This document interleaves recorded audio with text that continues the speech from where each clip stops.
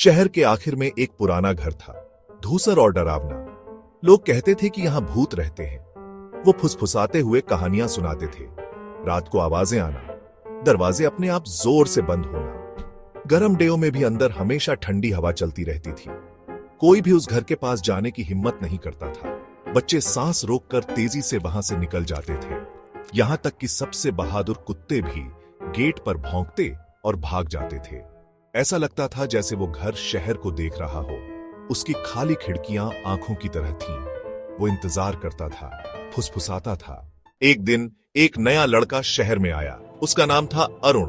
वो एक जिज्ञासु लड़का था, हमेशा कुछ न कुछ नया करने के लिए उत्सुक रहता था। उसने उस भूतिया घर के बारे में कहानियां सुनी।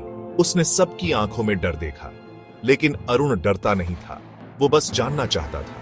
उसने दूसरे बच्चों से कहा कि भूत जैसी कोई चीज नहीं होती। उन्होंने उसे घर के पास न जाने की चेतावनी दी, लेकिन अरुण ने उनकी एक न सुनी। वो खुद देखना चाहता था, वो सच्चाई जानना चाहता था। एक दिन दोपहर जब सूरज डूबने लगा था, अरुण पहाड़ी पर उस पुराने घर की तरफ चल पड़ा। जैसे ही अरुण ने गेट को धक्का दिया, वो चरमरा गया। बगीचा बढ़ा हुआ था, खरपतवार हाथों की तरह ऊपर उठ रहे थे। वो घर की तरफ बढ़ा, कंकड़ वाले रास्ते पर उसके हर कदम पर चरमराहट की आवाज आ रही थी। सामने का दरवाजा थोड़ा सा खुला था। अरुण ने गहरी सांस ली और अंदर कदम रखा। अंदर की हवा ठंडी और नम थी। हर तरफ धूल ही धूल थी। अरुण अपनी सांसों की आवाज सुन सकता था। वो धीरे धीरे दालान में चला गया। उसका हाथ दीवार पर टिका हुआ था। उसके पैरों के नीचे एक फर्श का तख्ता चरमरा गया। वो रुक गया। क्या उसे कोई फुसफुसाहट सुनाई दी? अरुण जम गया। उसकी धड़कन तेज हो गई। उसने गौर से सुना।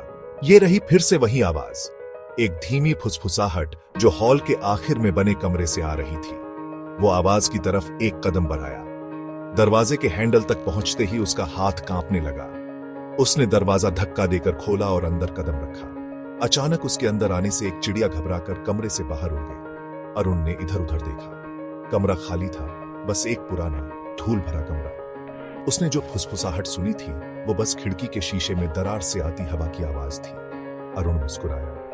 अब उसे डर नहीं लग रहा था। उसने अपने डर का सामना किया था और सच्चाई जान ली थी। घर भूतिया नहीं था, वो बस पुराना और सूना था। और अरुण, जो लड़का डरता नहीं था, ने एक नया दोस्त बना लिया था।